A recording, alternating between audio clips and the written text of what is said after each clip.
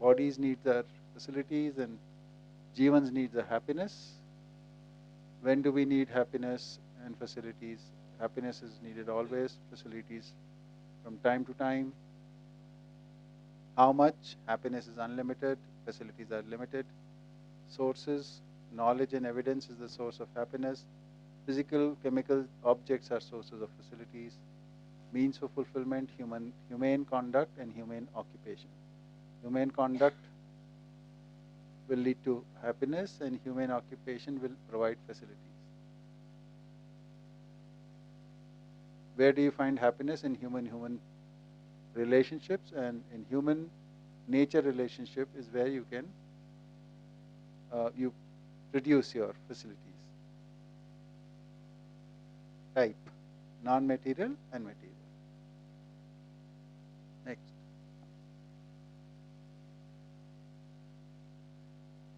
The need for happiness is for Jeevan and need for material facilities for body. Both needs have to be fulfilled. Happiness cannot fulfill material needs in humans. And material facilities cannot fulfill non-material needs of the conscious aspect of the humans. Facilities do not give lasting happiness. Okay, the difference. So both have to be fulfilled, right? Next.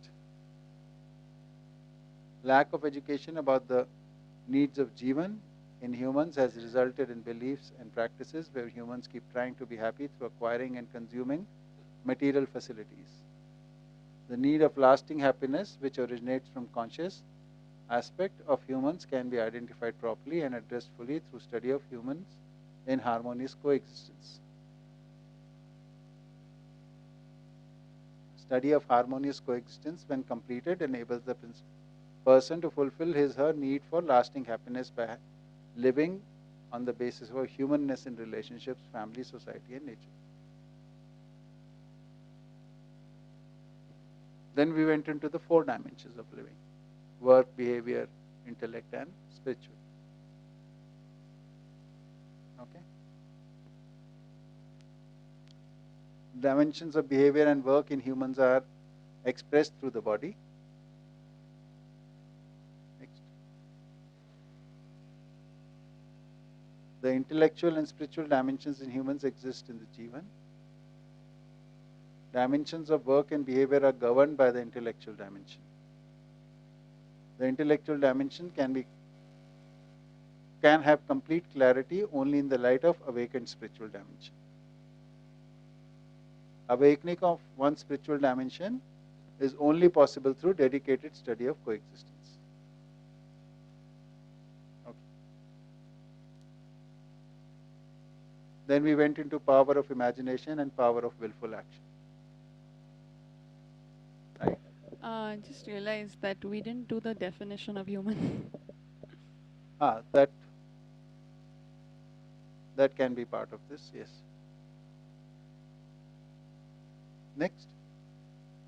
Power of imagination and power of willful action.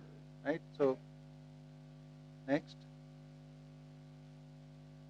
that intellect is like the virtual world where imagined assumed laws, regulation, and balance are functional, and in the real world where nature's laws, regulation, and balance are applicable. We have ideas in our power of imagination, we execute them through the body, which is through power of willful action, which results in the action results in some result, which are either desirable or acceptable or non-acceptable. Click. Right? So if we study the real world, click. Study of reality with the help of body and power of imagination awakens our spiritual aspect, and that in turn affects our intellect, and that leads to the intellect become aligned with the real world. Now the nature's laws, regulation, and balance are established in the intellect. And now any idea would be fulfilled. The results would be fulfilling for us. So this is the basis for lasting happiness or the continuous happiness. Okay. Next. So knowledge, acceptance, recognition and response. To know, to accept, to recognize and to respond. So before knowledge, we try to respond from the basis of recognition rooted in only acceptance. Right? But in humans that is not sufficient. In animals that is sufficient. So in humans we need to fulfill our knowledge. Then on basis of that knowledge, you can accept that knowledge and recognize on basis of that and then respond. Right? Otherwise, functioning only on basis of the belief systems that we might have, trying to recognize things on basis of that will never fulfill. Right? The responses will not be proper and that gap will be apparent to us. Right? So knowledge gives us that framework on basis of which we can recognize things. Next. Functioning on basis of intellect. Preconditioning. Assuming without knowing, depends on something or someone outside, keeps changing. Not sure if it leads to harmony or if it leads to contradiction. Sensation. Happiness from favorable sensation of sound, touch, form, taste and smell. Happiness from indulgence. The first stage is tasty, necessary. When our body also needs it, we think we also need it. That's tasty, necessary. And when the body's need is fulfilled, it's still tasty but unnecessary. Then if we still continue eating it, it will become tasteless, unnecessary. And if even we still continue, it will become intolerable. Right? This is an example. So this is an example of that these the sensations are there to indicate the necessity that is rooted in the body. So as long as the body needs it, it will, or it is, as long as it is necessary for the body, it will appeal to our senses. But if the body doesn't need it, then it will stop appealing to our body. Next. Then is happiness an excited state? Excited or agitated. These are the words we use. Here we understood the significance of the normal state, about which we are not aware. We found out that normal state is the state in which you can observe yourself and you can observe the others.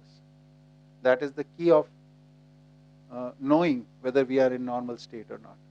And in any of these normal high state or low state, agitated states, we can come back to the normal state if we start observing ourselves. We start paying attention to that. And in the high state, when we are living in high states, the peaks seem like happiness, but they are not stable. So you come down from that high, then you want to experience it again, more peaks. So you try to make your life where you can experience a lot more peaks. But if you indulge more in some activity, of whatever activity, the peaks start diminishing. And because they diminish, you are disappointed. That can lead to depression or much stronger lows, right? The low state we don't want to be in, and when we presume that high state is happiness, but it is not stable. It is not high happiness. Happiness is only possible in the normal state. Right? Because you can observe yourself and the other. Right? Okay, next. So we did talk about a little bit about the importance of work. We consume resources, goods, services through body from birth till death. Then consumed resources are received from society, the collective, and produced resources are tendered to the society. Next. Net production more than consumption in a lifetime is non-exploitative. We are productive in generating goods and services for a shorter duration. In our productive age, we need to compensate for the non-productive phases: childhood, elderly age, and sickness. Right. Humane economics also we talked about a little bit, in which humane occupation, self-regulated consumption, right utilization and conservation. Right? So, humane occupation is an occupation in which we produce things or services without exploiting the nature. Right? So, we utilize the resources in a manner that the cycles of nature are maintained. We do not disturb the cycles. I think I would like to add here that this does not mean that this is promoting minimalism. Right. It actually leads to a sense of abundance and prosperity. One doesn't have to be minimalistic. You just need to recognize what the needs are and know the cycles and actually be bountiful, abundant. Yeah. We did mention it at that time also. This is not about minimalism. Right? So, the human occupation is basically taking raw materials from nature in a method which is in harmony with the natural cycles. So, then using those raw materials, we put our physical effort into it. We can also use machines if we want, and instill some values in it. The values are utility value and or aesthetic values. Right? And that the product is good which we achieve after this is our wealth. So we generate wealth through our occupation. Right? And then self-regulated consumption. We decide what is needed for us and we generate enough to consume. And all these needs are determined at the level of family, not in an individual. So how much a family needs to consume will be determined in the ratio of consumptions of the young ones and the youth and the elderly all combined. Right? Then right utilizations, ensuring that whatever has been produced is used properly. It is not wasted. Right? That is very important. And because all the hoarding leads to is wastage. Even the money which is hoarded, it goes out of the circulation of the economy. It is not participating in the economy anymore because it is hoarded away. Nowadays though it's just a number on a computer, but suppose it was currency even or coins, they would be, if you hoarded it, then it is not participating in the economic system. It has been taken out of it. So it will need to be compensated. And conservation of resources, conservation of techniques, conservation of knowledge, conservation of skills. Right? All this is important. We talked about continuity in terms of resources in the terms, like when we were taking the example of growing rice, so we kept some seed for regrowing the crop. But along with that, not only do we need seeds, we also need the knowledge of how to use the seed for growing. That also needs to be kept alive, which will be in the human conscious. Right? So it has to become part of education. It can't be left. Right? Yeah. Then we looked at Jeevan's activities and powers and forces. So man, vritti, chit, buddhi, atma are the imperishable powers. Then hope, thought, desire, wisdom and authentication are the imperishable forces. Inward activity, which is for understanding, and outward activity, which are for living or for evidence, are perception, comparison, contemplation, enlightenment and anubhav or realization. And outward are evidence, resolve, visualization, analysis and choice. Right? Out of this, these 4.5 are needed when we are living as body. So when our journey starts from birth, only 4.5 are actively in our control. rest of the 5.5 are not in our control. We are not able to utilize them. And to utilize the rest 5.5 or get control of them, acquiring knowledge or awareness needs to become the priority in our life, topmost priority. Then only will these become active. They will come into our control. Right? And man interacts through body. Right? It interacts with vritti. Vritti interacts with man and chit. Chit interacts with vritti and buddhi. Buddhi interacts with chit and atma. Okay? Atma interacts with buddhi. And atma also interacts with, when it has realization, with it is able to see the coexistence.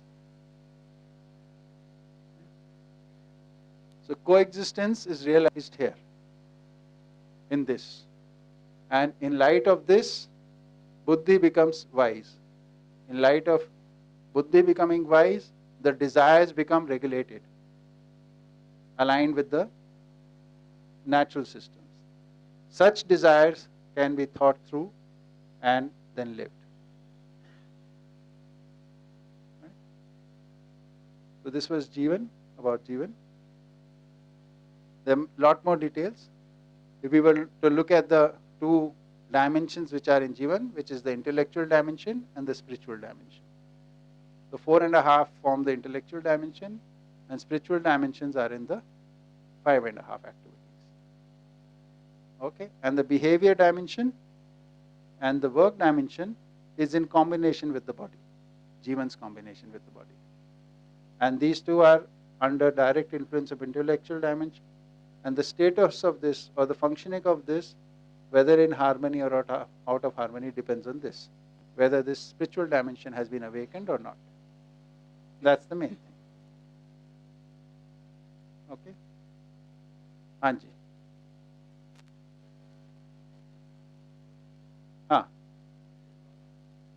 Sankalp?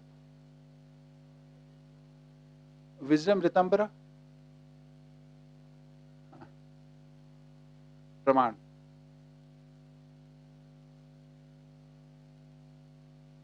प्रमाण या प्रमाणिकता दोनों ही शब्द आए वहां पे इन दोनों में इंटरचेंजेबली शब्द आए पुस्तकों में चलिए next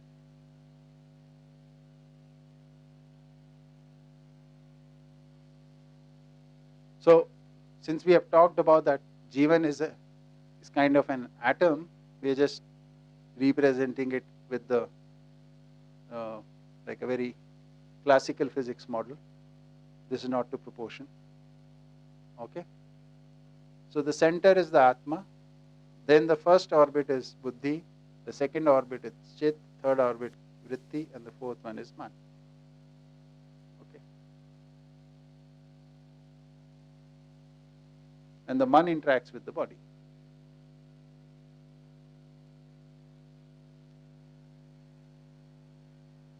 Next. We can use the quantum physics model for this also.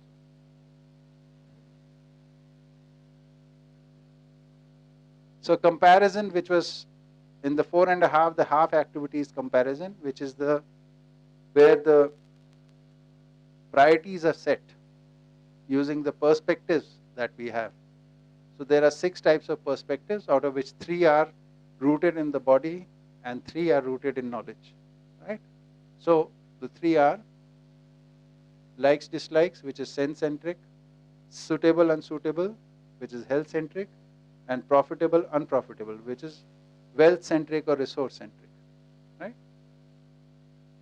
Rishta, this can be wealth. Wealth-centric. Okay. And then the other set,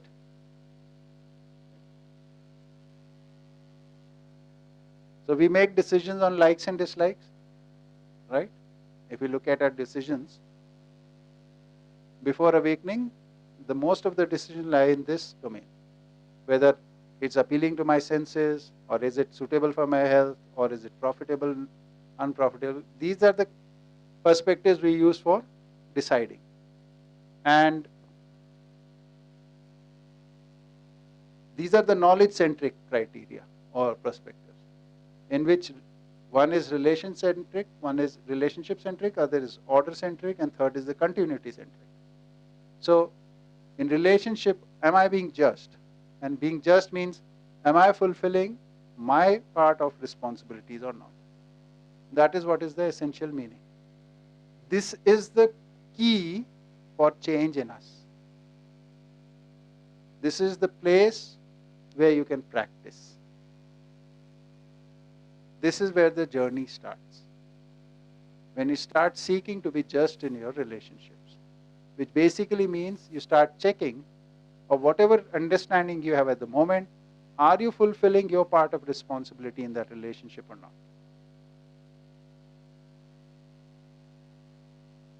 So, though we don't say there is anything to practice, but those who will be practicing something would be this.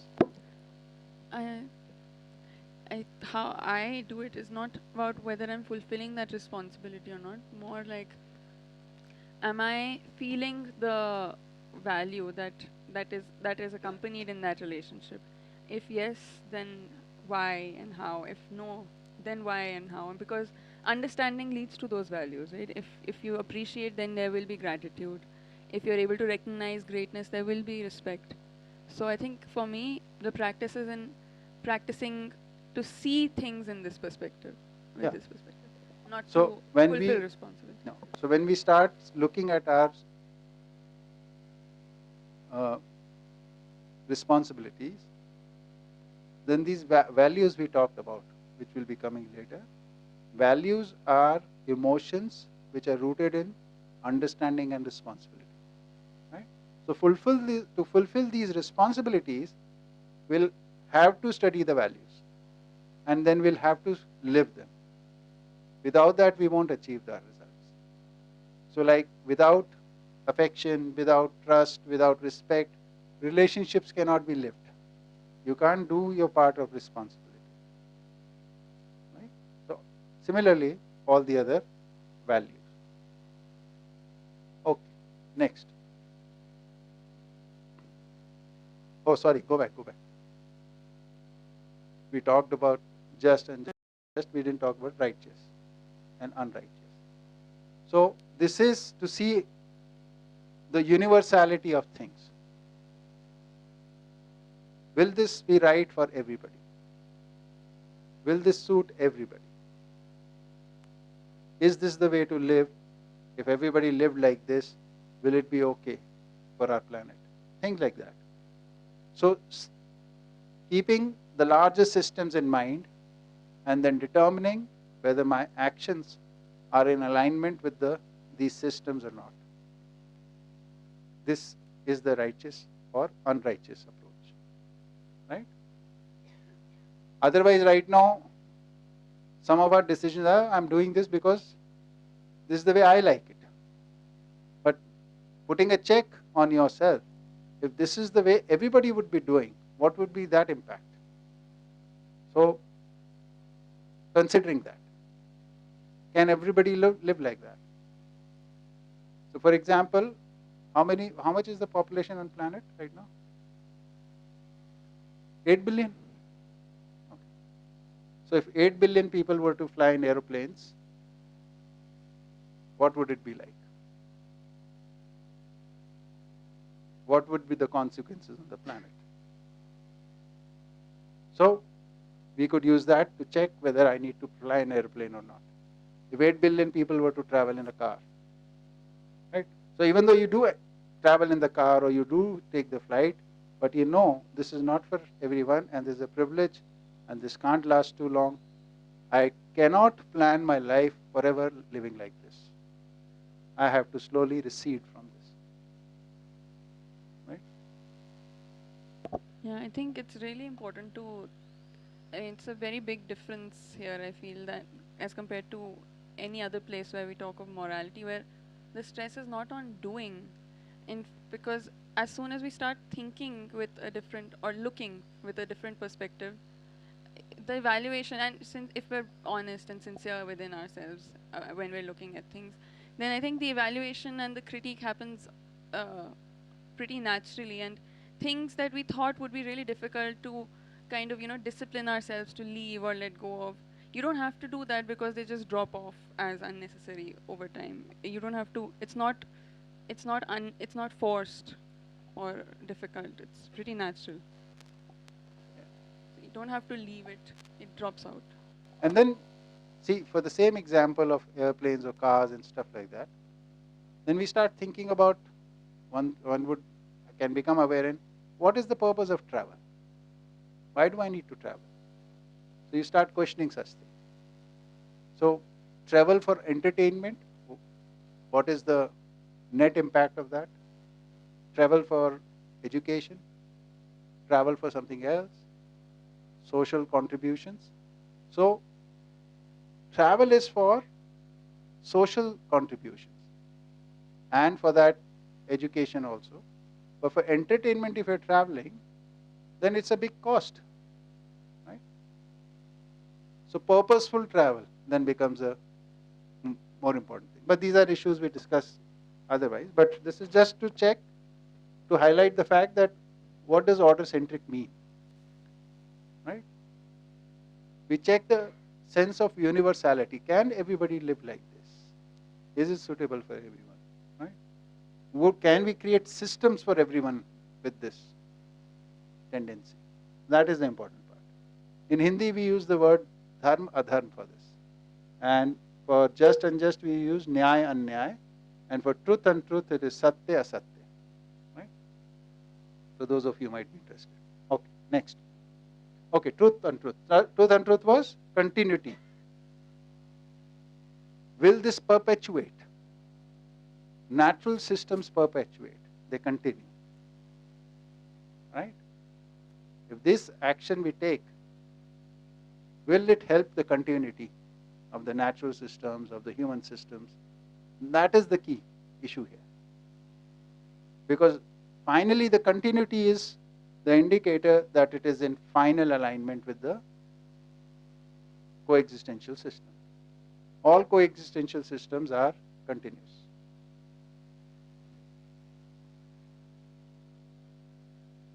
Okay, moving on. Then we talked a little bit about human goal. Do humans have any role in nature? Is there such a thing as human goal, individual? If there is such a goal, would it be individual goal or collective goal? If there is such a goal, then would it be durational or eternal? Durational means for a short duration, or circumstantial or universal. So these are loaded questions, as you are aware. So it will be collective, eternal, and universal, right? So such a goal would be the universal well-being. क्या हुआ? Click. So universal well-being is equal to preserving the continuity of all. What is all? Natural systems as well as the human systems. So natural order in the three orders: material order, biological order, animal order, the system made by them, and continuity of this. So the planetary natural cycles, continuity of that, right? So the balance in the climate, the regulated temperature of Earth, the flow of pure air and pure water in abundance, the way it is, ensuring this continues, right?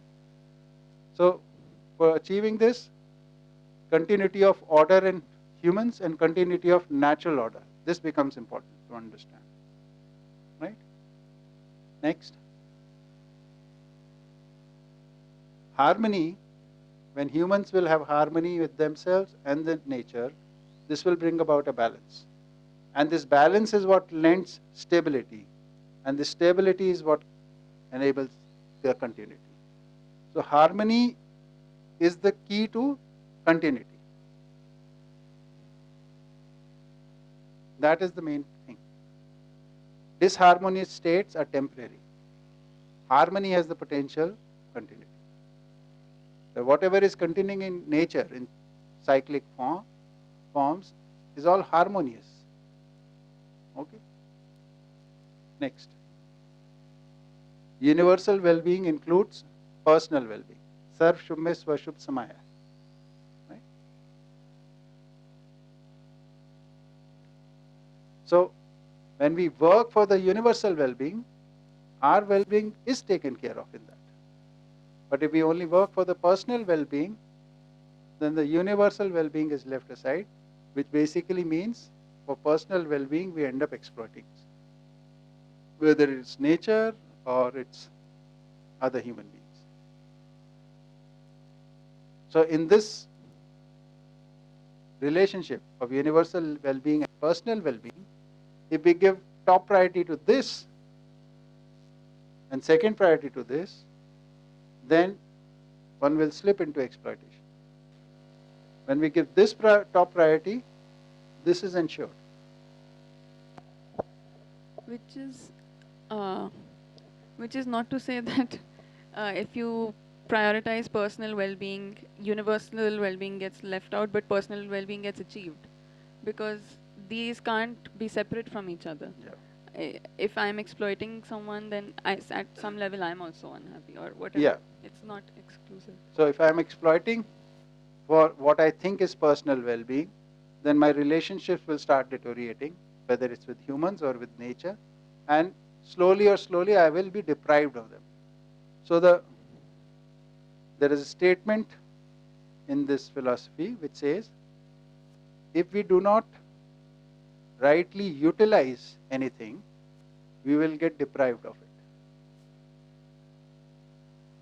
If we do not rightly utilize anything, or we do not rightly interact with something, then we will slowly be deprived of it. If we don't rightly utilize a body, we'll slowly be deprived of it. If we do not rightly utilize our water resources, we'll be deprived of it.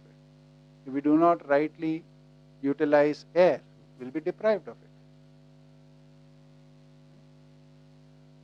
Yeah. Next. So aligning with human goal, how does that happen? There is a sequence of understanding. Right? So first is, we study the order in nature, then order in humans, and universal well-being.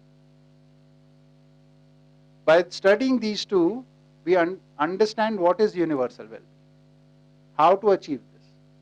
When we know how to achieve this and we become dedicated to this, we become committed to this, this gives us a direction, sense of direction, in what direction we have to go. And on basis of this direction, we can determine what is right and what is wrong. Right?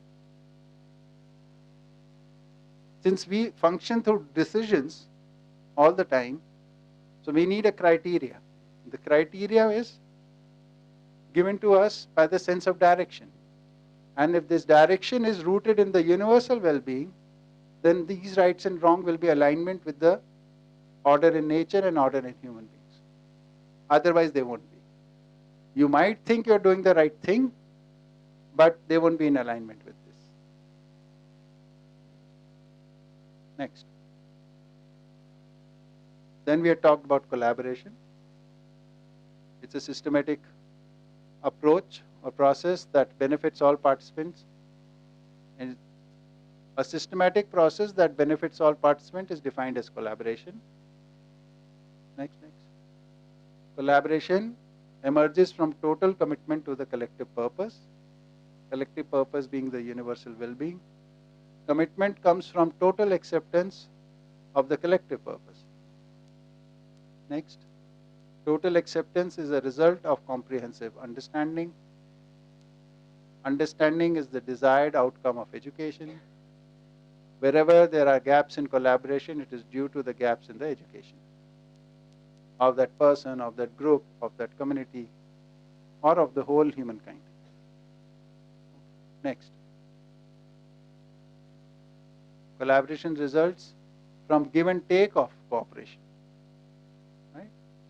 So what we are calling behavior is basically give and take of cooperation. Right? So a relationship is basically a kind of commitment that we will give and take cooperation with each other.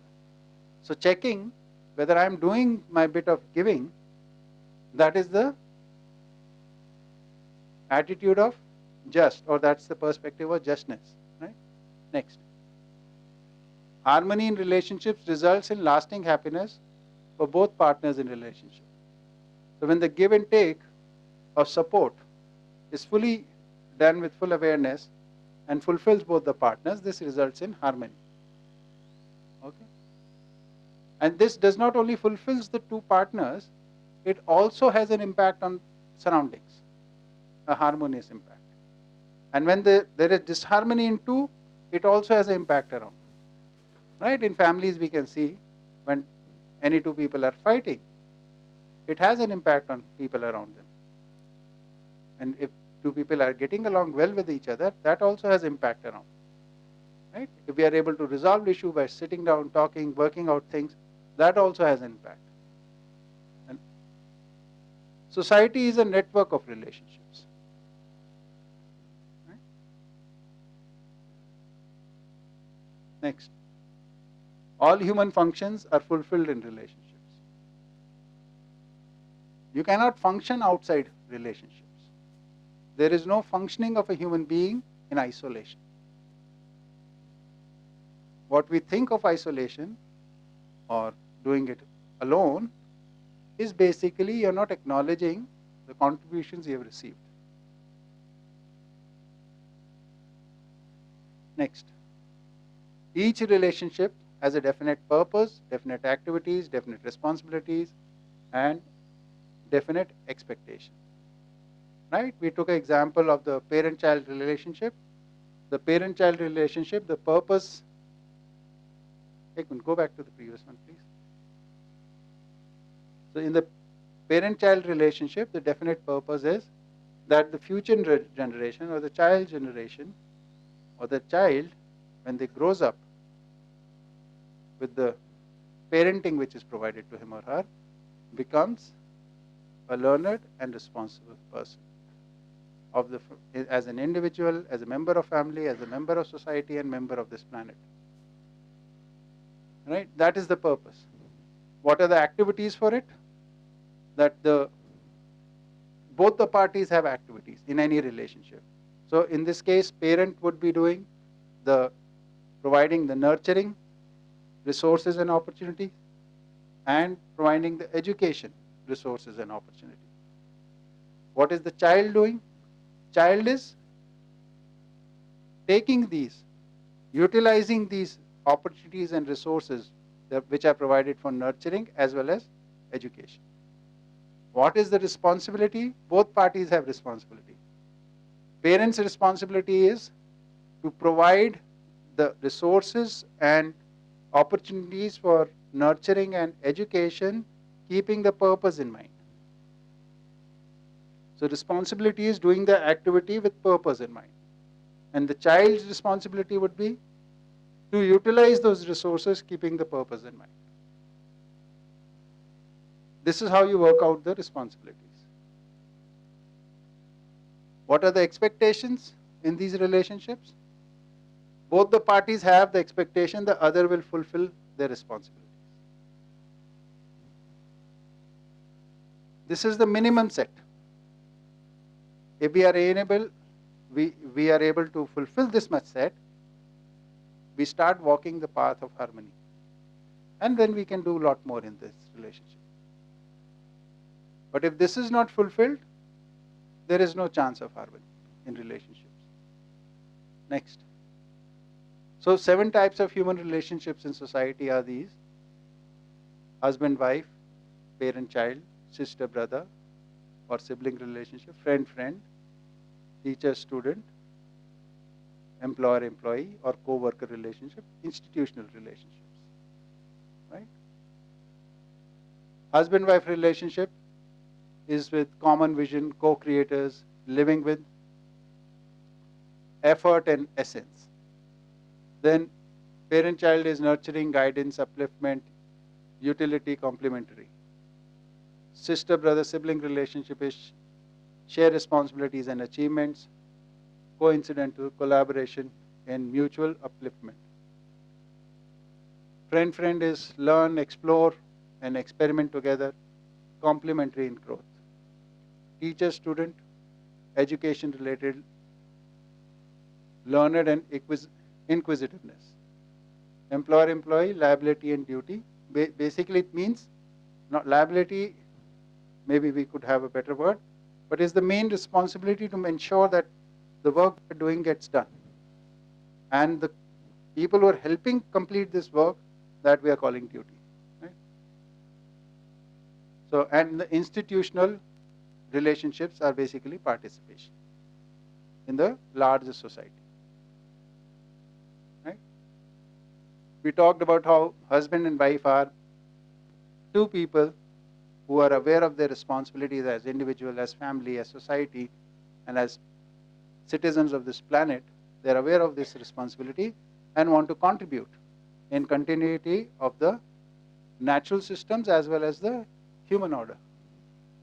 So these two people get together, they become husband and wife. Such husband and wife may have children. When they have children, they become that gives rise to the parent-child relationship. The parent-child relationship, because parents can have more than one child, leads to sister-brother or the sibling relationship. Right? This family is not alone.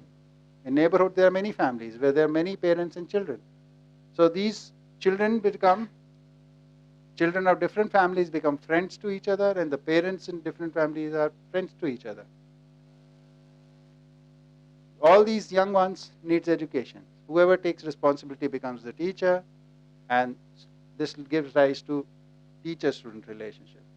Once the education is complete, they want to start contributing in the society, they get into occupation. And their employer-employee relationships come around. And lastly, for the larger society's interaction is the institutional relationship. We talked about our relationship with our postman, with our shopkeeper, with our electricity guy, with our officials. So many people are there. There is also a defined relationship, and there is a defined relationship, therefore they have definite purpose, definite activities, definite responsibilities, and definite expectations. Right? Anji. समझदार किसमें विद्यार्थी हाँ वो जिज्ञास या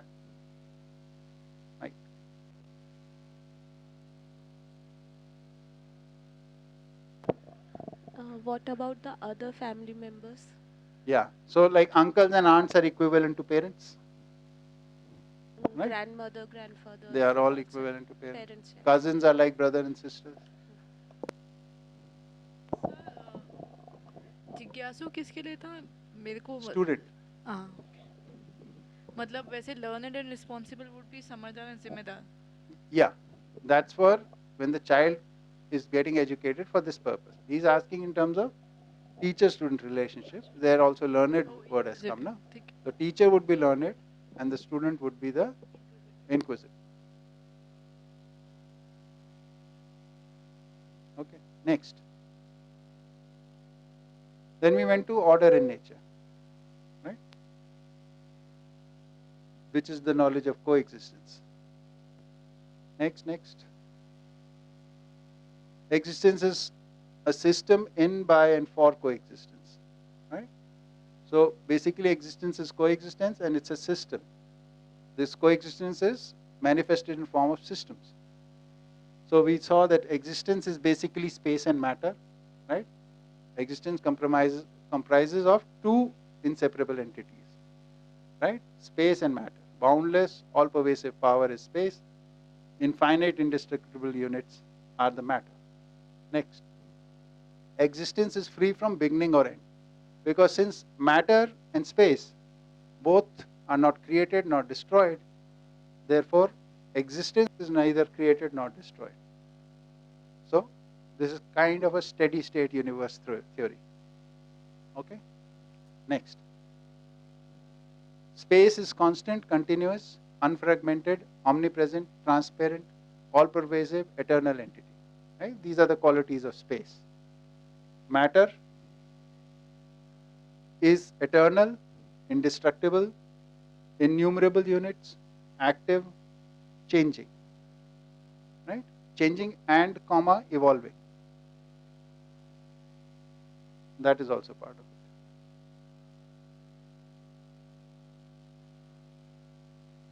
Because matter doesn't exist in isolation. It is always, these units are together, and together they evolve also. They change and evolve. Okay. Then coexistence. Togetherness, to understand coexistence, if we were to look at day-to-day life, it is togetherness in being and functioning. This is one of the day-to-day definitions. That we are together in it, we are together in the family. That is one togetherness.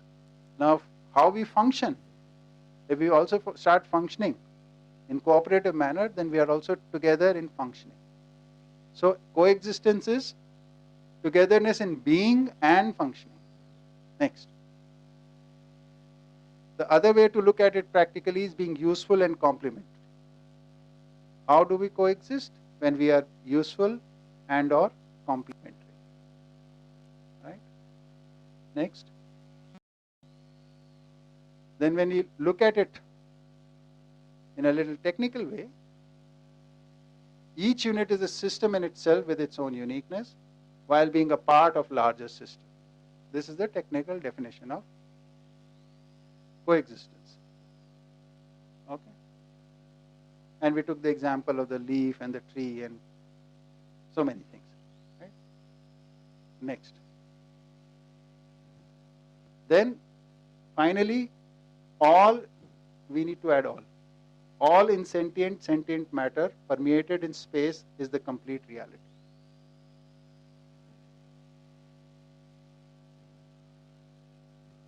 So all the matter which is there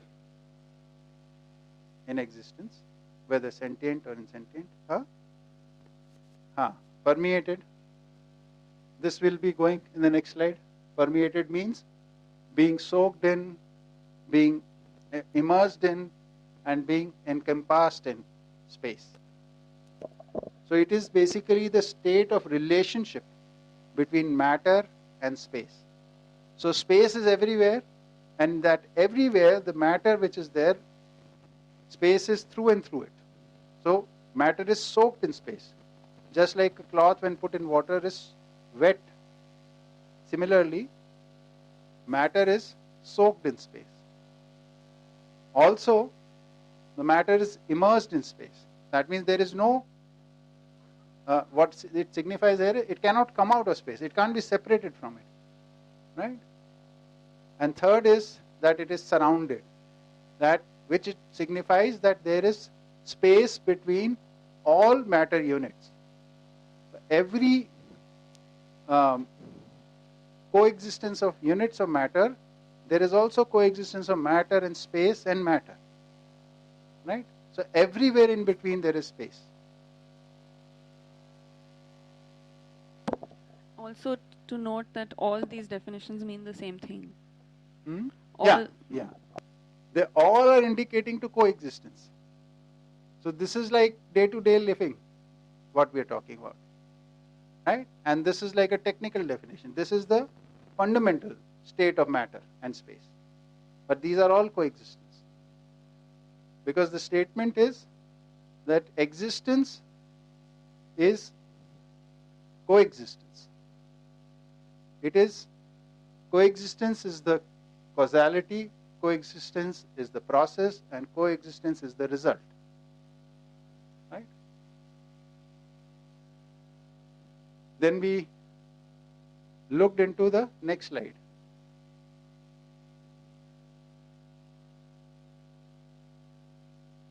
So this permeated, we elaborated it into these three states.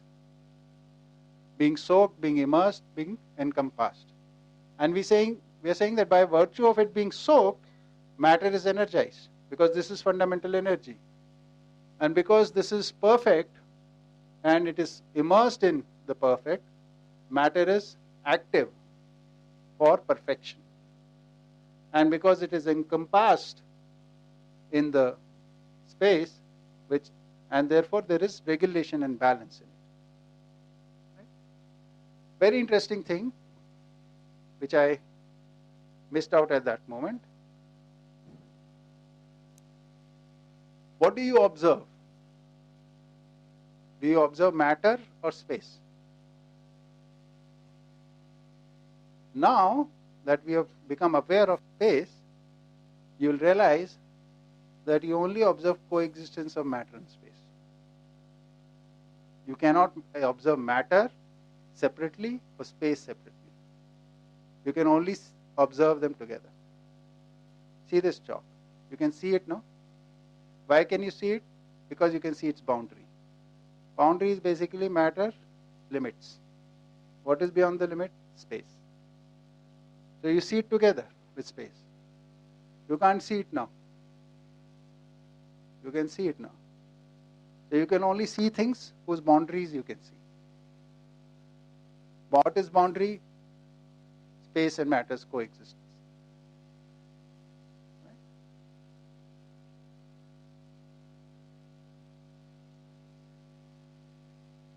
Can you see this?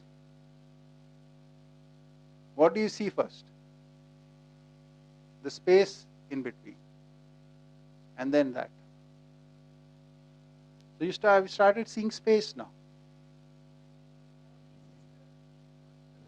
Is space, exactly. Now try to imagine an object of matter without space. Just imagine it. There is no space in your imagination, just matter. Can you do it? Okay, let's reverse it. Now try to imagine space without matter.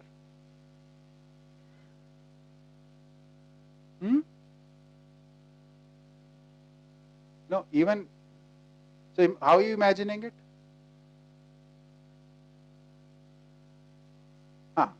So suppose you are visualizing it, right? So what are you seeing in that? You'll see air in the room. So you'll have to have the room first, then air. Right? So this is a very interesting thing. You only observe coexistence. But we are not aware of the space, therefore we ignored it. We were not able to see it. Right? All you see is space and matter.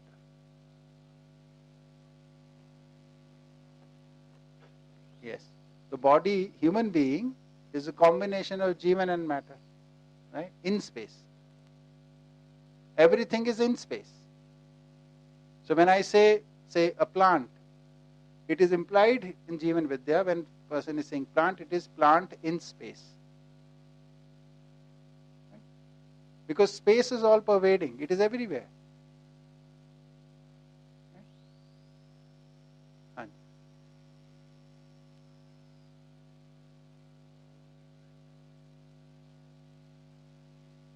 No, Jeevan is not space. Jeevan is also matter.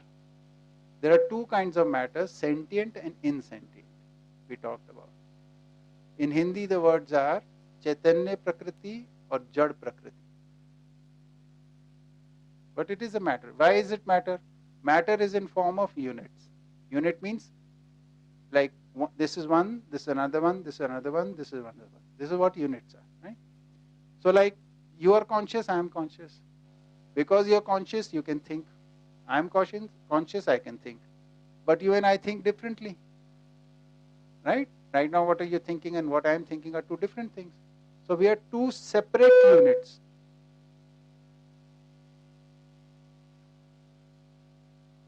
So because we are separate, therefore we are units. Okay? So because we are units, we are matter. Yes? I have a somewhat trivia type question. Yeah.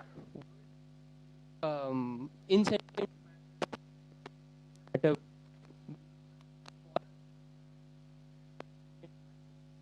Sentient is the Jeevan, insentient is the body.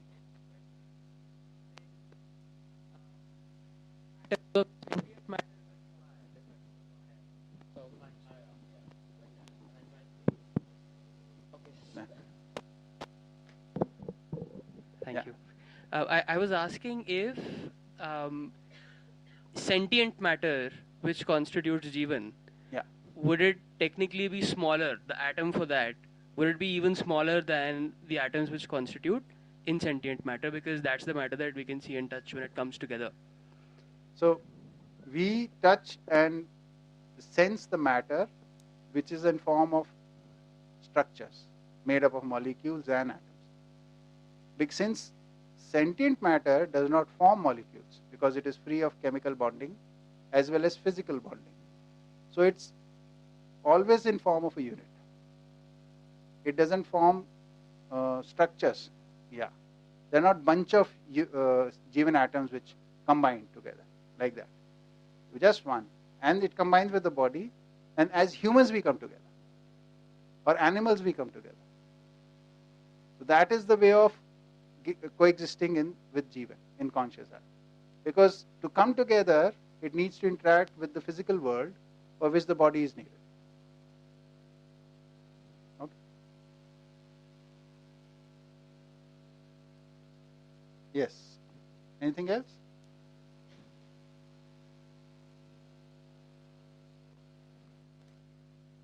Huh? Sorry. I was just asking if we want to go into magnetize the entity and environment. No, not. That's for the adhyan, for a deeper study. I don't want to open any new topic. I just want to go through what we've talked. A little bit of things will be there. So all matter units are energized, active for perfection, and regulated and balanced. These are the inherent quantity of matter in normal state. These are the building blocks of nature. Now, anything you'll take, it will be energized, it will be active, and it will be regulated. And it being regulated can be seen by it will be participating in some sort of organization. It will be participating as an atom, it will be participating as molecule, it will be participating as molecular structures or structures beyond that. That is the reason the matter takes structured forms, organized forms. Otherwise, it should have just been dissipated in the space like dust. Not a single bond should have been there.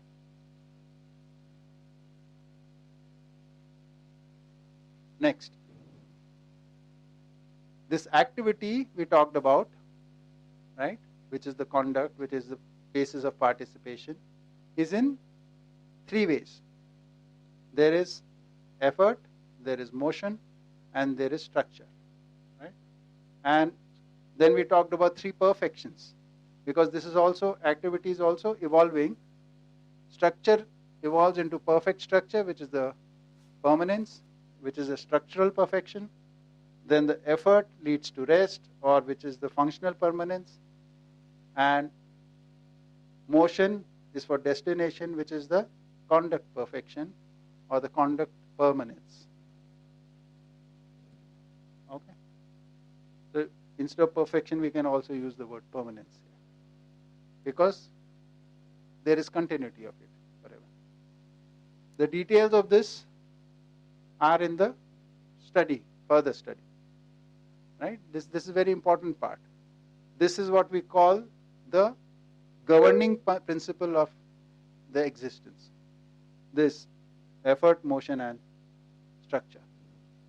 This determines the governing feature of everything. This can be studied in detail. Next. So, we go back to, yeah. So systems.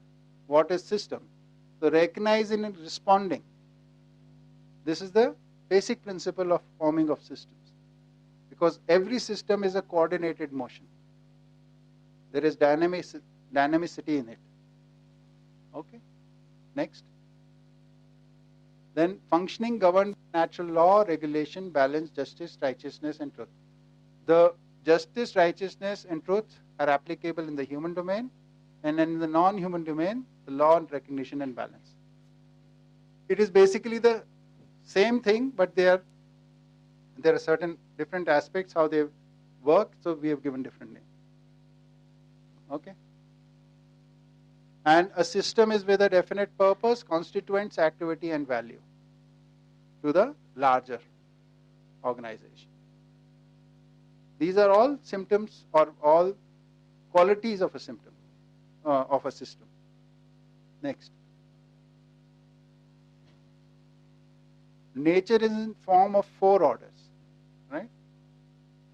So, because of all this, now the nature manifests itself in form of 4 orders on a planet. The stage where it plays out the 4 orders is called a planet. It is a collection of large amount of matter which becomes stable in its physical motions, and the process on it lead to a certain kind of atmosphere, certain kind of condition on it, right? Which is all being governed by this existence, coexistence system, what we just talked about. And on that planet, these 4 orders start emerging. So next.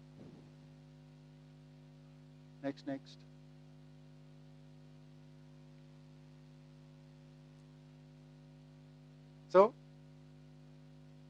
from atom to molecule, to molecular structures, to RNA, DNA, to biological cells, to simple plant life, complex plant life, geographical areas with all sorts of life, planet, to solar system, to a galaxy, to universe.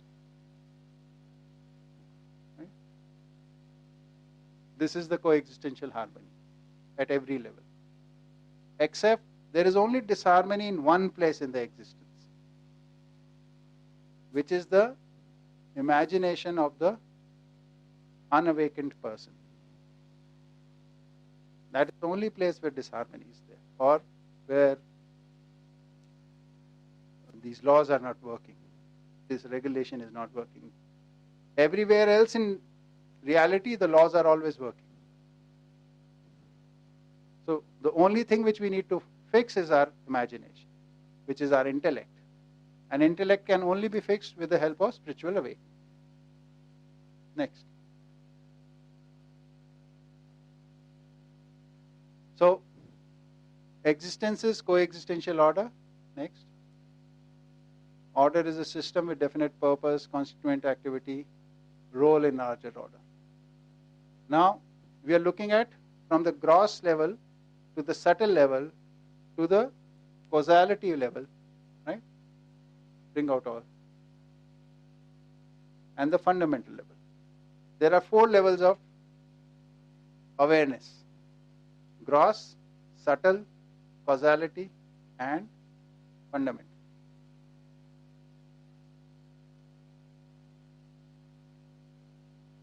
Gross level is perceived through 4.5 plus the body. How do you perceive gross things? The 4.5 activities of the Jeevan and the body. In combination of these 2, you perceive the gross. Right? The subtle level, you now need other activities. Right?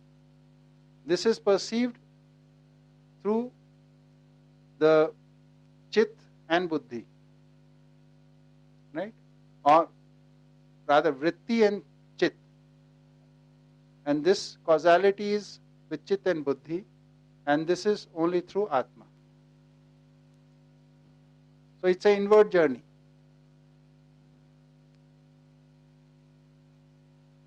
What are these? There are only 3 activities in nature: physical, chemical, and conscious activities. Causality of all the 3 activities is order in atoms. Therefore, we need to study the subtle level, because we need to understand the atoms. There are stable atomic configuration, structures, and definite properties of atoms. This is the insentient atoms. Then there is the perfectly structured atom, which is the Jeevan atom, which is the sentient atom. At the causality level, which is what is the basis of the behavior, which the definite conduct which these are showing and the tendency to come into harmony with each other, what is causing that? That is the causality level. There is a balancing activity that we study. And what is the cause for that? That cause for that is fundamental coexistence. That again needs to be studied for your Atma to realize it. Right? So this is the full scope of study, from gross to subtle to causality to fundamental. Right? This is only accessible through Atma. This is only accessible through Buddhi. This is only accessible through full functioning of Chit. And this with the full functioning of Vritti and Man along with body. Of course, they all function together. So once this is done, this helps us to achieve this. When these two are done, it helps us achieve this. When this is done, it helps us achieve this. I think I must have missed this part earlier. What is the balancing activity in the Jeevan atom? In any atom, there is a balancing activity, all atoms. So what is the activity? That whenever there is an external influence, see, there are two functions happening in the atom. One is that there is can we use those slides then? The atom, stability of atom, because visuals will help.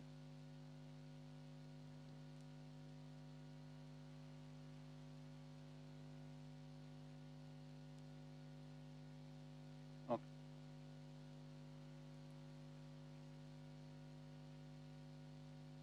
Click once.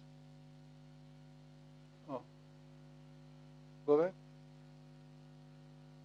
That should have been an animation. Why it's not working? Anyway, so this is the atomic structure, right? Now, this atomic structure, how does it come about? These are moving and these are also moving. This is not to scale, okay? So they are all moving. And in this movement, there is a balance which comes. That this configuration, yeah. So these all stay together despite movement, right? So there is some kind of a balance that this contains. I mean, all these stay together, right? So where is this balance coming from? So one part of it is that internally the system is of the energy levels are such that it is the most efficient system. Therefore, they stay within this formation, right?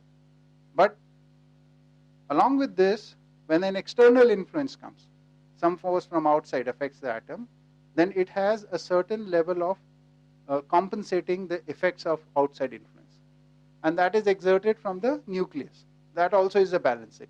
Like suppose there is a force which acts, which might disturb one of the orbiting particles.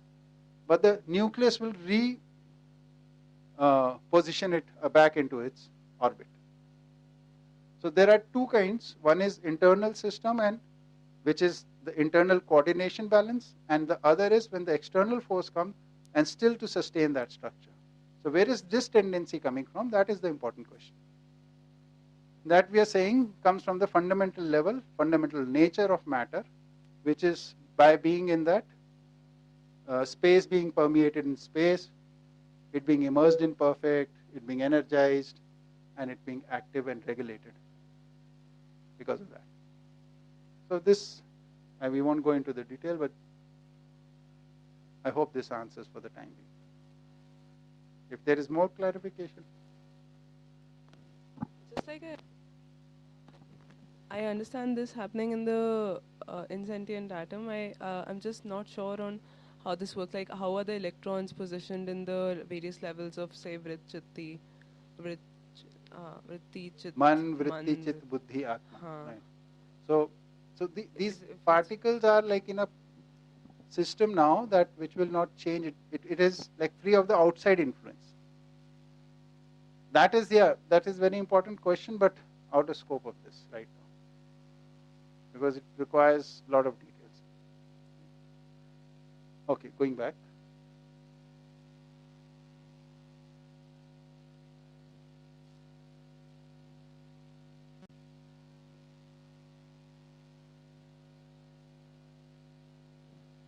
Acha, while we're showing this, just show the motion of the planets also together, because that gives the idea.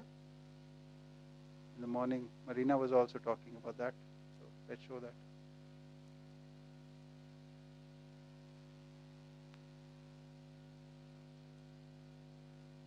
Usually we think of sun as being stationary and the planets going around it, because we look at it two-dimensionally. Right? But it isn't so. And connect the blue. We don't need the sound. Okay, chalo.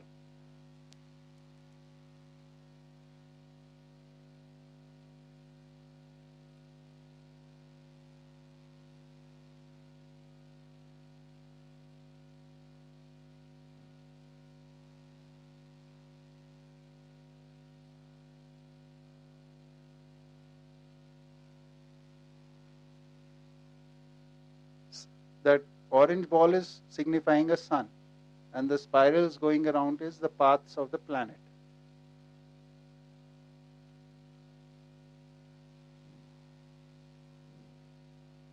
So when we look at it two-dimensionally, it appears like this, as if the sun is stationary and the planets are going around it in a circle.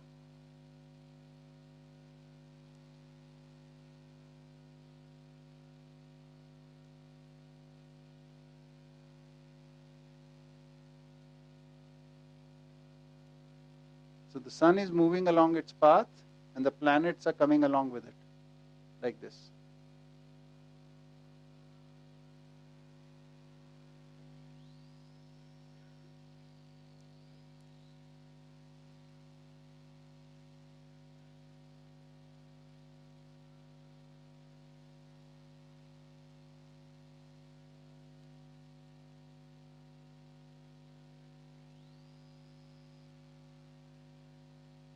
Yeah, stop.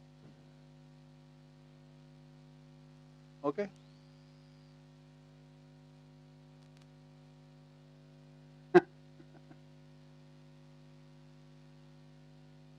So yeah, please.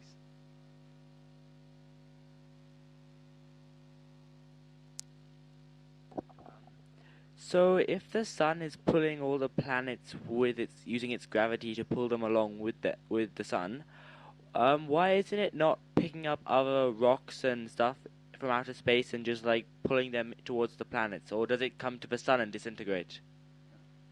So in science also there is explanation for this. First I'll give you the science explanation, then I'll tell you how we look at it here. Right. So every planet also has its own gravity. So the rocks are smaller and the planet is much bigger. So they are one with this planet. So they move along as one entity. Right? So like the air also is there around Earth. It is also rotating with the planet. So the whole planet function as one entity. And the sun is also as one entity. So this one entity and the other entity, there is movement with them together, whatever, through gravity, as they say in science. So Earth has its area of influence, sun has its area of influence. Within this Earth's area of influence, it is one, the rocks can move in this, but they can't go out of Earth's area of influence. Like even to take that spaceship outside, we need so much amount of force to break away from it. Right? We need to have the escape velocity to get out of that place. So are there like many rocks just orbiting around, yeah? So Earth, being a big planet or any big planet, anything which is near it will slowly come into rocks will come to the surface. Right? But in space, yes, there are many asteroid belts, there are many meteors, there are many comets, those kind of things are there, which are there. And from time to time, such things do happen that these go and join some planet. Like in 1990s, middle of 1990s, I think around 96 or so, there was a comet which went and fell into Jupiter. Schumacher-Levy, I think it was called. Right? You can find about that. So meteorites, we can always see what you call the shooting stars, right? In the night, those are, you can see happening, coming into the Earth. But as they enter the atmosphere, the friction burns them up mostly. Sometimes they do reach the surface. Right? Like that. Okay? So there are things. There is not only rocks, there is also dust. Yesterday only I was reading a news that a very small meteorite crashed into that new telescope they launched. What is that telescope? Webb? Something, I'm forgetting its name. Which was just recently launched, a couple of months back, maybe. And it struck that telescope, damaging it. So there are many small particles, big particles. There is, in the space, there is a lot of radiation also. Earth has several layers of radiation blocking fields, where the harmful radiations don't enter the Earth's surface. They don't reach till the surface. So for hundreds of kilometers, thousands of kilometers, there are these fields. Yeah. They're called, what are they called? Van Allen belts. Yeah. So many things like that. It's a very interesting structure. What part of which we have discovered. Some parts we still do not know. The solar system is supposed to be very big, right? And a lot of things we don't know about it beyond certain days. Some things we know about it. Very interesting. But in Jeevan Vidya, how we are saying this is like the planets which are there.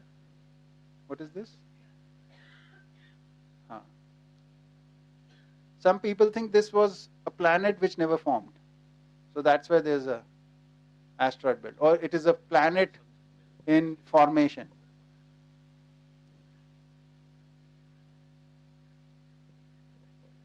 It is a collapsed planet. A lot of speculation is there about this. So there is Sun, then there is Mercury, Venus, Earth, and then Mars. And between Mars and Jupiter, there is this asteroid belt, I think. Right? Yeah. Oh, there's an asteroid also coming round and round, yeah? They call this asteroid belt. It's full of bits of rock. This whole area has got lots of rocks. That's all the fuzz part, yeah? Yeah. Oh, so that was maybe a deformed planet that hasn't... Could be a planet which is in formation, yet not formed. It could be a planet which disintegrated, right? So there's a lot of speculation there. One last question. So if the sun is actually moving through space, is the entire space moving along at the same speed, so everything kind of goes along, or can the sun kind of meet other planets on the way? So, like Earth and Sun. Earth is not the only planet going around the Sun. We just saw that there are many planets going. But they don't collide with each other. This is coordinated motion. Right? That's why we're calling it a solar system. The Sun is going around the center of the galaxy. Galaxy is made up of billions of stars. They all are moving in a coordinated motion. Yes, it is. Okay? And there is not one galaxy in this world. There are billions of galaxies. Innumerable of them. These galaxies form clusters of galaxies. They are billions in numbers.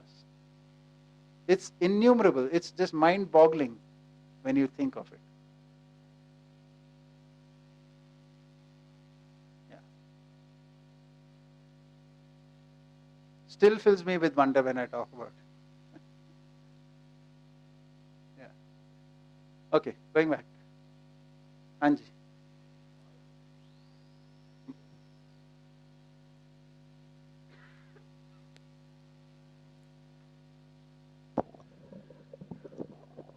Just mentioned there are lots of galaxies, and that all things are in harmony. Only Manav ka जो imagination है. Yeah, that has to come into harmony. हाँ, That's all. मतलब inhuman का. Yeah, Yes. that's all. The subhuman, what we were calling, his intellect or imagination is yet to be harmonized, has to become aligned with the natural systems. And when that becomes aligned, then the human action will become aligned. Okay? Mike. So this, the Jeevan atom, which is like for human beings, which is out of order, is it only on Earth, the Jeevan atoms, or the other, say the Jeevan atoms on other planets, maybe other aliens, or I don't know what other things may be living? Yeah. Are they in order, or are they also a little bit off? So, let's look at it from statistical point of view. Right? There was a movie which I recommend for people to watch when they have such questions. There's a movie called Contact, Jodie Foster, and it's early 90s movies, or maybe late 80s movie. It's about aliens making contact, intelligent life making contact with planet Earth, and what all. So there they explore such questions. And in one of the scenes she says, like, so this young child is asking her, she's a astro scientist, so they're asking her that, is there any life on any other planet?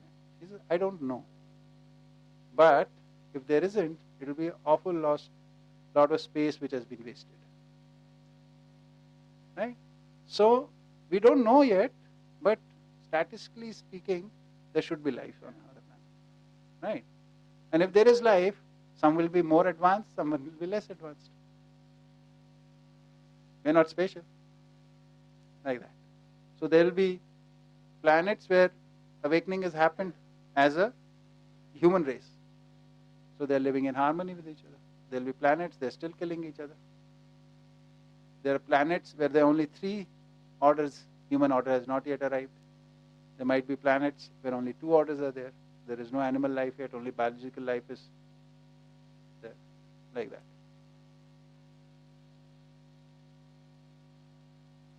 Okay? Coming back. So 4 orders. Unfreeze. Unfreeze. Yeah. Material order is all the things on this planet, right? Second, biological order, all things on planet that are breathing. Then, all things that are breathing and respiring and having self-awareness. That is the animal order. And human order, which is respiring, self-aware, and having awareness of purpose. Right?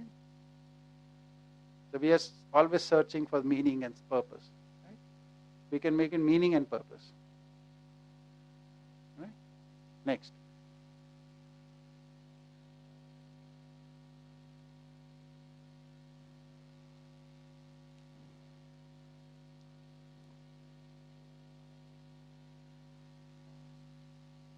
Then these 4 orders, 2 are insentient and 2 are sentient. In the material order, predominantly physical activity is taking place. In biological order, predominantly chemical activity with physical activity is taking place. In animal order, physical chemical activity plus the body is the physical chemical activity plus conscious activity. Right? And in knowledge order, complete conscious activity, spiritual intellect activity, and chemical physical body is there. Right?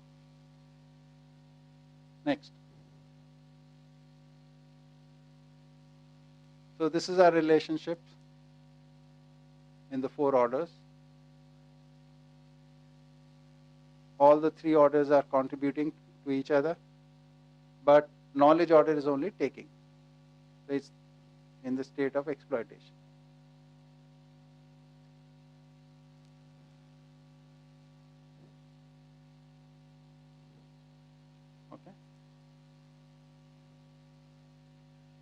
So these relationships are unfulfilled, which are supposed to give back are yet not being fulfilled. Next. So there is a sequence of emergence in these 4 orders, which we are calling the evolutionary process. Lower orders are useful for higher orders. Higher orders are complementary to the lower orders. Higher orders are nurtured and secured in the equilibrium of the lower order. Okay. Then we come to the material order. We talked about this formation, continuation, deformation. This all is happening under the influence of the environment. This takes some duration, deformation takes some duration, continuation is for some duration. The duration of continuation is much bigger than formation and deformation, and therefore continuity is ensured. Right? Material order is dependent on environmental factors for formation, continuation, deformation. Next. Formation and deformation in nature, this part we just talked about. Next. Biological order. So biological order, besides that, wait, shall we go into the आगे? No, I wanted the रूप गुण स्वभाव धर्म. Should we? इसके बाद ठीक.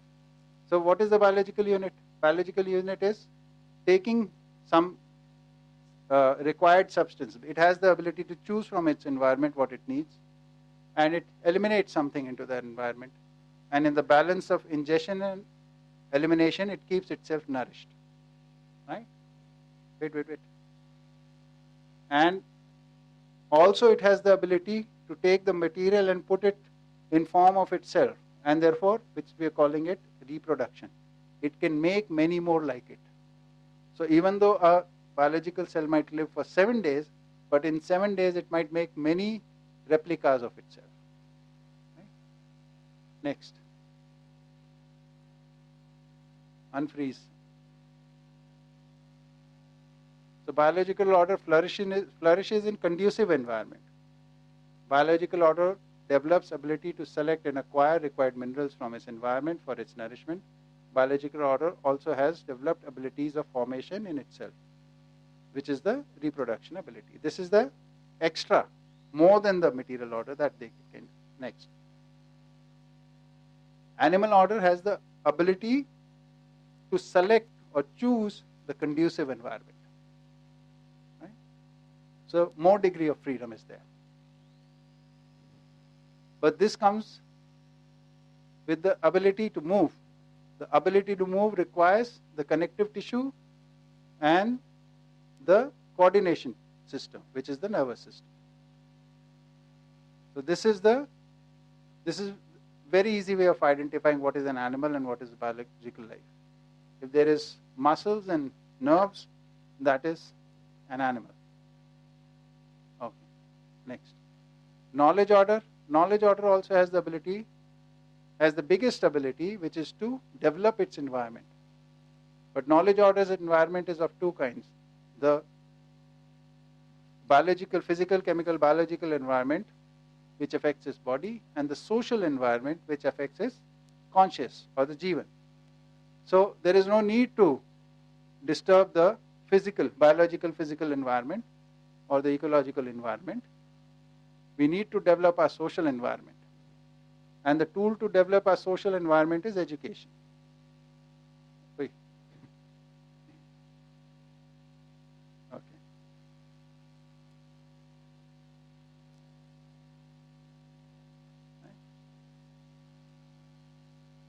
And this is the part of our evolution, our growth. Our growth lies in developing our social environments. Our growth is not in the domain of moving earth and rocks and mountains and rivers and forests and stuff like that. Our growth lies in creating more conducive social environments. Okay, next.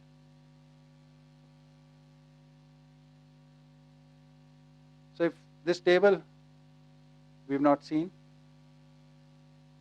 show it. Full.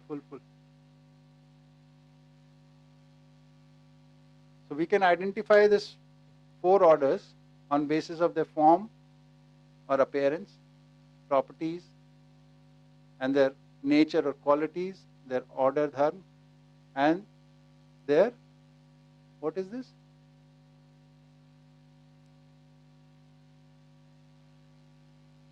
Okay, we'll talk about the word later. It basically, for the material order, shape, volume and density determines its form.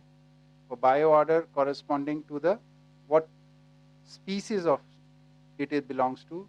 So that seed, according to that, its form is determined. In animal order, again, what pedigree it's from.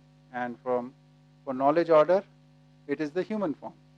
That's the appearance. By looking at it, you can identify like on basis of this. The properties.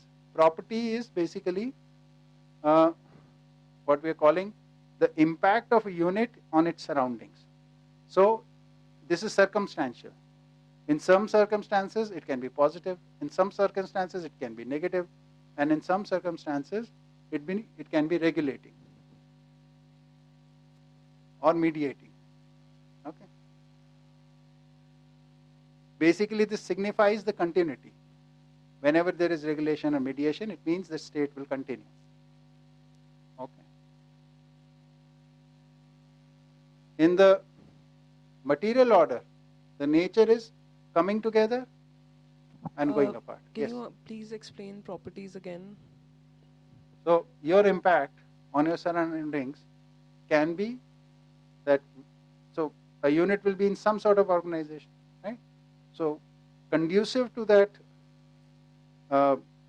organization, it can be called positive impact, and detrimental to that organization can be negative impact, and an impact which nurtures this organization, enhances its continuity, is called the mediating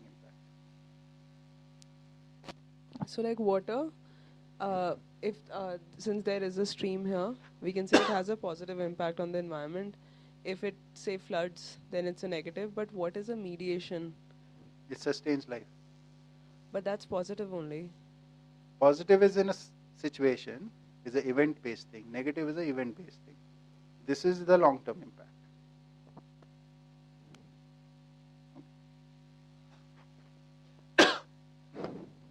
Sorry. So this is the properties of anything. Like for example, you take water only, right?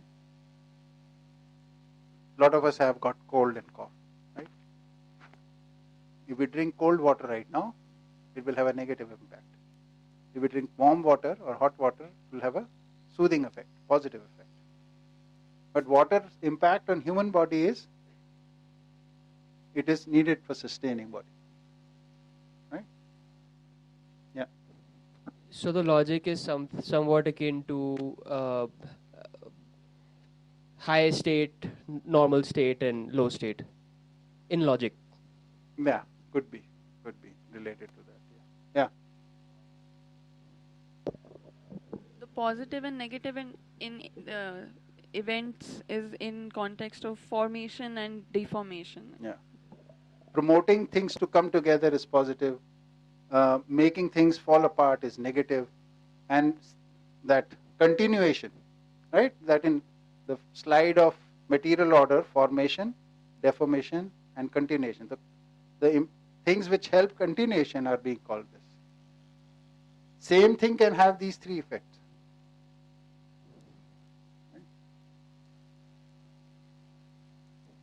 The nature or the quality of these things is that material order is in formation or deformation, or bonding, unbonding, coming together, falling apart. This is the nature of materials, right? And in bio order, it is basically beneficent and maleficent. That means the long-term impact is conducive for some species and non-conducive for some species. Right? This is needed for balance in nature.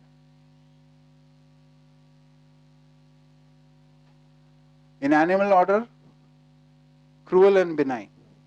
So cruel and benign words basically are supposed to indicate some animals to survive kill other animals, and some animals don't kill other animals, right? They eat plants and things like that. They are being called benign, right? So herbivores and carnivores. So cruel and non-cruel, that kind of thing, right? So that is the nature. And human nature we've already talked about. The patience, courage, generosity, kindness. This is the human nature, right? And the placement or the defining property. For material order, it is existence, because it cannot be destroyed. I mean, material will continue. And the other angle to it is that there are processes in nature which keep on producing that thing. Like water is being produced in nature on this planet once it's formed. So the water system continues, similarly oxygen, similarly minerals, these. So they keep existing, continuing. Bio-order, existence plus growth. They are signified by their growth or their nourishment tendencies, right? Animal order, by their will to live, right? So all their actions are according to their will to live. And human, by happiness. All these lower ones include the higher ones. Right? This will include this. That's where the plus sign has been put here. Okay. So human dharma, or the human defining property, is happiness or need for happiness. So would the ultimate happiness to be like the maximum carrying capacity of a planet, say? So if humans could find, I was just thinking that if you imagine original people, I've read about many that, even till this day are still living in the forests, and some of them seem to be in very orderly function, but obviously they are unable to have a very high number. Yeah. So if you were going to maximize happiness, is it through technology and through knowledge and through our understanding of how to manage systems, we could actually have a much larger knowledge-based society, and potentially all living in happiness, right? Yeah. So that would be the growth pattern to more and more and more, basically. Yeah. So about these numbers which are there, people who seem to be living in harmony, they are in harmony with nature. So their physical interaction with nature, right, that is definitely in harmony, no doubts about that. But their emotional and psychological and spiritual journeys are limited there.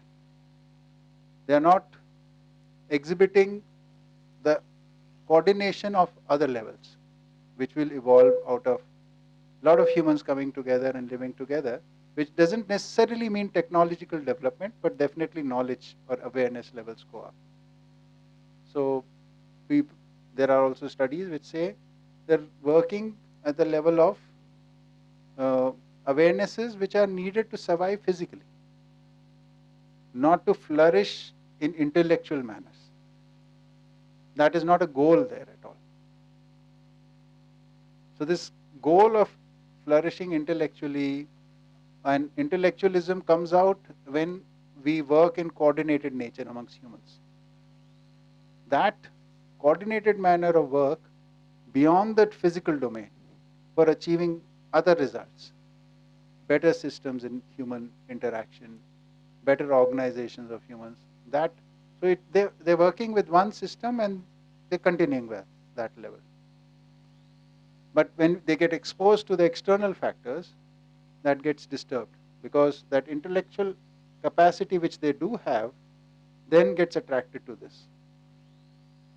See, any influence which comes will only attract if there is a need for it. So they get attracted. The youth in there, like a lot of, in Chhattisgarh, Bastar district, you see, a lot of tribals are going in for now, learning about a lot of other things besides what they're doing. Yeah, there was one example. There's a beautiful book called Original Wisdom. It's based in Indonesia, and these people live in the forests, in the mountain forests, and they seem to be. They also have very high social qualities. Okay. It's not just a sustainable material level. They seem to have very high social value also. But they are also aware that they are going to disappear because the forests are disappearing, and they're just aware that their time is limited. Right. But for thousands of years, maybe hundreds of thousands of years, they've actually at one point they may have even believed that they would be continuous. Right. Because there was no modern development. Yeah, I would assume they'd have to have really stable social systems also to last for this long. But yeah, I think besides the fact that, their physical environment's getting destroyed from the outside before, maybe, I don't know about this particular example, before they have the chance to explore whether they would, possibly be interested in engaging with the outside world or not. But I think we've seen examples where really sustainable societies otherwise, physically and socially, pretty sustainable, if not completely. We can't say completely or not. At least when outside influence comes in, gets kind of corrupted, yeah. Like one of the biggest complaints of Indian nationalists is that our Indian village community, which was there for thousands of years, we were living in form of villages with our own social hierarchy, and it was there for thousands of years, the system. But then the outsiders came and they disturbed it and this and that. So there is some continuity which seems perceivable there too. But yeah, tribals would definitely have much longer. So this ability to withstand the external influences is very important factor.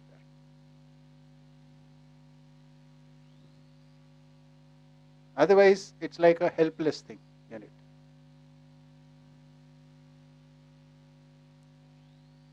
So we need to think more about this, I suppose. That's all I can say right now. Not questioning that their systems are there, social systems are there. See, social systems will develop to a certain level.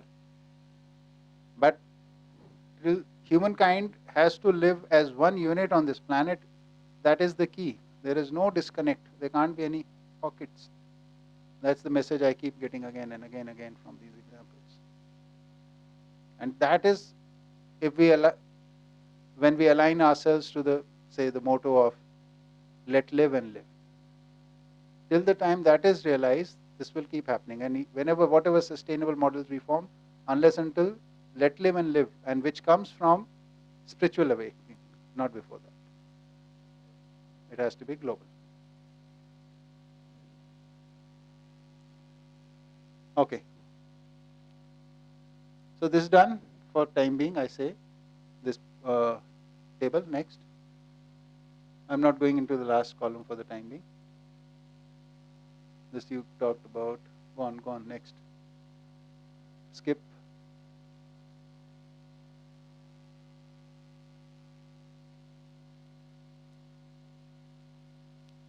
Get on to the humane nature, humane conduct. So we talked about this in the morning, so I don't think I need to repeat this. Right? So more or less we have gone through all the slides, which will help you now prepare for your presentation tomorrow. We'll start with 9. Along with your presentations, after your presentations are done, after that, individually you will also be expected to give some sort of a feedback at the closure of this workshop. Right? So whether you liked it, you didn't like it, what you liked, what you disliked, right? Not only for the workshop, also for the host organization, Sambhavana, who have provided us the environment to conduct this workshop. So there were some facilities they provided. If they were good, they need to be appreciated. If there was something lacking, we can give a feedback to them. This could be improved in this manner. Again, with gratitude and gentleness, I hope we can practice that. And yeah, the group formation, I'm leaving it to you guys, right? 1 or 2 people have expressed the desire to do it alone, which is okay. If somebody wants to do it alone, if you want to do it in group, I've suggested 4 groups. Then because that way there will be less number of presentation. Maybe you can dwell upon it, and because you collaborate, exchange of thoughts, and you can see the process. Observe yourself when you're trying to say something, how people receive and how you respond to that, whether they receive or not. That is an interesting phenomenon. So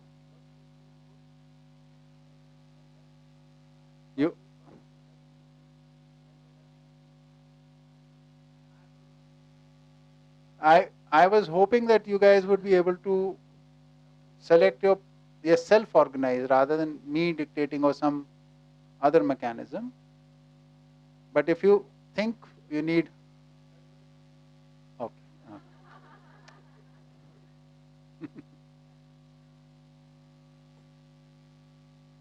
Okay, so can you, if those of you who have formed groups, can you inform us what group is this?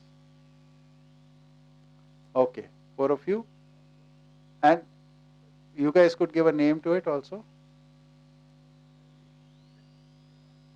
4 of you, yeah, okay. You're doing it alone, right? Great. Who else? 4 of you. This is a family, okay. Alone, okay. So 2 of you are there. You want to do it together? Who else is there? You guys are also there. Shweta is not here today. You'll need to do it today, so. She might come tomorrow. She might come, we don't know. So we'll pass on the message what is going to happen tomorrow. If she comes, then she can do her own presentation and feedback. Yeah. So 4 of, there is only 1, 2 of you are sitting there or 1 person is sitting there? I can't make it. Sachin is alone, okay. So 3 of you together. Is it okay? No option.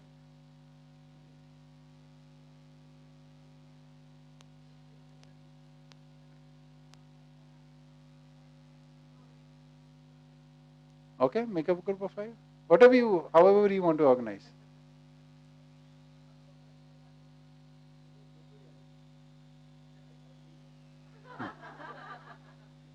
He's got the message. So that is a group of 3 problem. Yeah, okay. Okay. Veda is not well. I don't know whether she'll be able to join in. If she joins in, we'll let her know if she is able to, then she'll come and join you guys.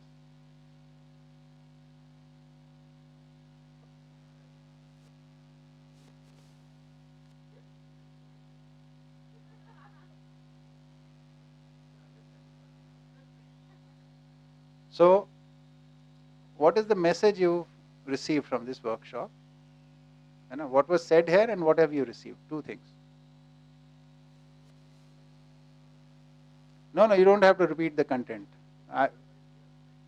The presentation is already there. You don't have to repeat that. Right? The essence of it. What is the essence of it that you have received? That is the main thing. And more than what you say, it is how you work together. That is more important. Right? Okay, then we'll end our session right now. And you can get starting. Yeah, let's get started over tea. Our tea will be there in a few minutes. Yeah. Okay. Thank you.